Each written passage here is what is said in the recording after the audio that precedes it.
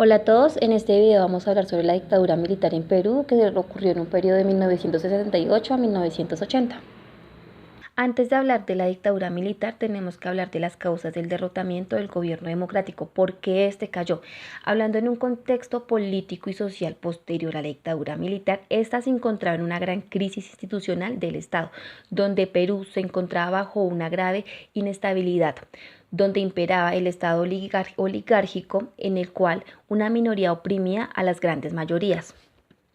En Perú, entre los años 58 y 65 se vivió una serie de acciones que hacían presagiar grandes conflictos tales, como la toma por algunos días de la ciudad de Cusco en 1958, las ocupaciones de tierras en muchas zonas del país, las huelgas en Lima, estas bajo acciones armadas. También hubieron consecuencias del derrotamiento del gobierno democrático. Estas acciones militares alcanzaron su clímax político en el año 1965, cuando el movimiento de izquierda revolucionario y el Ejército de Liberación Nacional iniciaron la lucha armada en la región surandina, la que terminó con la conocida derrota meses después. Con esta última acción culminaron 7 años de profunda agitación política en el país y de paso evidenció la crisis de la democracia representativa y se preparó la atmósfera política para el golpe militar en 1968.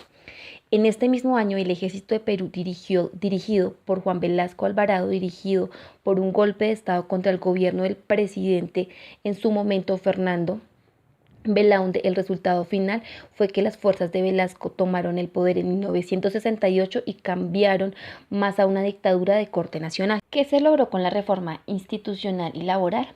La nacionalización y expropiación de los yacimientos petroleros, esto el 9 de octubre de 1968, el incremento de los derechos laborales y la creación de las comunidades industriales, creando sindicatos a favor de los empleados. La dictadura militar en Perú se dividió en dos fases. La primera fase, liderada por Juan Velasco, de 1968 a 1975, y la segunda fase por Francisco Morales, de 1975 a 1980. Primera fase. En el gobierno de Velasco, a diferencia de otras dictaduras militares de la región, asumió un carácter claramente de izquierda y nacionalista, realizando así una serie de reformas que originaron un gran impacto en el desarrollo político y económico en Perú.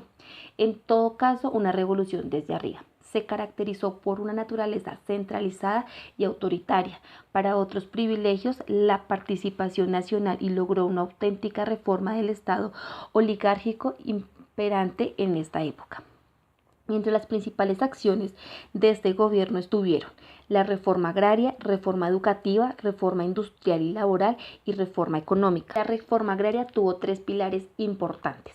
Su objetivo fue detener el movimiento campesino, creó un mercado interno y dio protección a sus oferentes, y realizó un poder a la oligarquía. Por otro lado, la reforma educativa tuvo 4 puntos importantes. Primera, cuestionó la enseñanza oficial. Segundo, buscó la reducción de las diferencias sociales en la educación. Tercero, creó educación inicial y especial para todos. Tercera, se reconoció la lengua quechua, al igual que el castellano, como lenguaje oficial.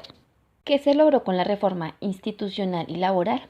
La nacionalización y expropiación de los yacimientos petroleros, esto el 9 de octubre de 1968, el incremento de los derechos laborales y la creación de las comunidades industriales, creando sindicatos a favor de los empleados. ¿Qué ocurrió con la reforma económica? La nacionalización de sectores estratégicos de la economía, como las minas, el petróleo, el acero y los servicios públicos, un mayor control estatal sobre las actividades productivas y un gran desarrollo de la industria nacional mediante la restricción de importaciones de manufacturas, lo cual produjo que el país se creara fábricas y ensamblara autos distintos a prestigiosas marcas. Segunda fase. El 5 de febrero de 1975 se produjo una huelga política que generó malestar y precipitaría la caída de Velasco. Meses después ocurrió el Taxano, tras lo cual se hizo cargo el gobierno general de Francisco Morales.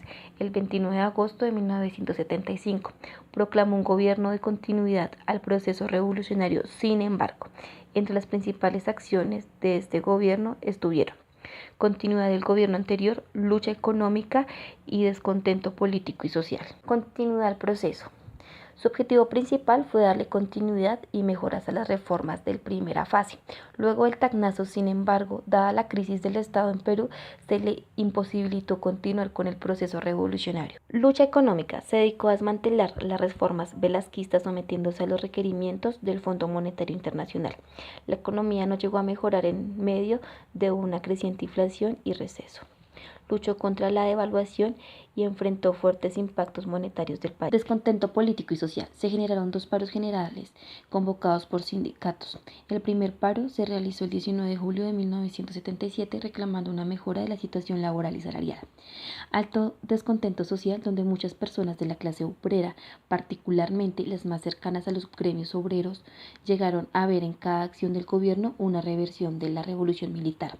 Las poblaciones recurrieron a alimentos de aves como medio de subsistencia ante la crisis. El régimen militar finalizó con la convocatoria de las elecciones generales en 1980, en las que salió vencedor Fernando Belaúnde, quien asumió el mando, recuperando la presidencia el 28 de julio del mismo año, con lo que concretó el regreso a la democracia y el fin de este periodo. A fines del gobierno militar, los crecientes problemas con el pago de la deuda externa y la ineficiencia de la administración del Estado llevaron a la aparición de síntomas de crisis económicos que llevarían a problemas sociales que años posteriores irían aumentando. Muchas gracias, espero que este video sea de gran provecho para ustedes.